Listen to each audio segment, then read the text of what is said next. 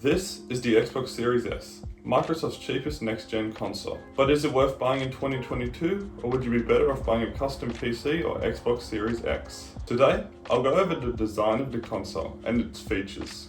We will also take a look at the design of the UI and how it performs while gaming. And if you do want to see more tech reviews just like this one, please consider liking and subscribing.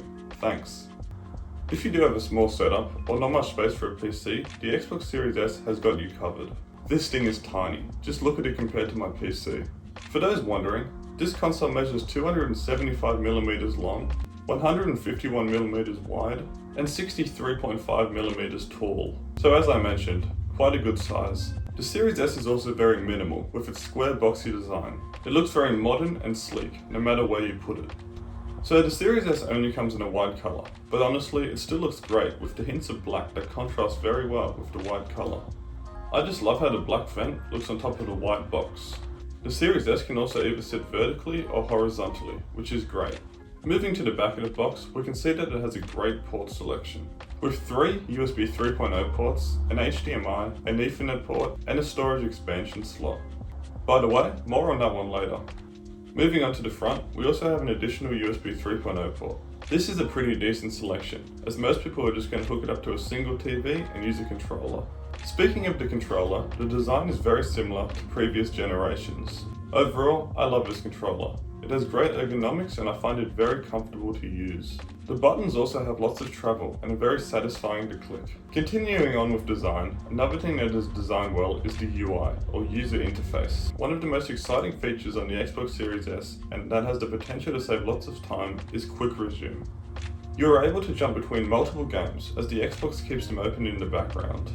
This is very handy, as say you're playing Rocket League and waiting in the menu, you can jump over to Forza while you're waiting for your game. So if you are thinking of getting an Xbox, something I think is almost essential is Game Pass. Game Pass offers over 200 high quality games for a pretty fair price of just $14.99 a month. I, for example, love to play Forza, but I think $100 for a game is simply too much. So paying $15 a month, although in the long run it will be more expensive, that is if you only play one game, but if you play multiple games, it will work out cheaper for most people. So for most, I think Game Pass is an awesome deal, but make sure to look into it to make sure it's right for you. So once you've got your Game Pass or a game installed, you're probably wondering how the games perform. And the short answer to that is very well. The Xbox Series S runs games at a silky smooth 120Hz refresh rate, which is great for gamers as everything will feel far more responsive. Basically, if you've never experienced 120Hz, once you do, you're going to have a tough time going back. One downside to the Xbox Series S is compared to the Series X, it only runs games at 1440p instead of 4K.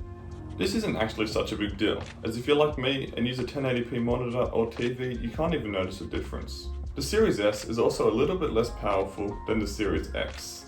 So I do wonder what this means for long-term performance. Does this mean future titles will run better on the Series X or won't support the Series S at all? I guess only time will tell. But I can definitely tell you all current games run flawlessly on the Xbox Series S and boot fast thanks to fast NVMe drives. Speaking of super fast NVMe drives, it may be fast but unfortunately it's small. Coming equipped with a 512GB SSD. 512GB may sound like a lot, but when you factor in storage taken up by the system, and that games take a lot of storage up these days, it's really not that much. For example, Forza Horizon 5 takes up over 100GB of space, and that is relatively small compared to some games. This means you may be only able to download a few games before filling up your storage. For most people, I'm sure it'll be fine, but what can you do about this? Well, you can buy a $350 storage expansion card from Microsoft, which I think is rather ridiculous and very overpriced. So once you've finished with all your gaming and want to chill out for the rest of the day, the Xbox Series S also doubles as an entertainment device, featuring all big streaming services such as Netflix and Disney+. This is not only great if you don't have a smart TV, but the Xbox Series S can also stream in 4K. This also means there's no difference between the Series S and X when it comes to streaming all of your favorite shows. The audio is also great, as it has support for Dolby Digital, DTS, True HD, and Dolby Atmos. This is great for gaming, but obviously it's also great for entertainment. So is this console worth it in late 2022 and going into 2023? Yes, for sure, especially with PC prices being massively inflated at the moment, and other next-gen consoles like the Series X being sold out in most stores. With its sleek, minimal design, its impressive hard-hitting performance, and its massive library of games, I don't think anyone can go wrong with this console, especially considering how cheap and available these consoles are. Alright guys, that's all for this video. Comment down below your favourite feature of the Xbox Series S, and don't forget to like and subscribe if you enjoyed. Thank you so much for watching, and I'll see you in the next one. Cheers!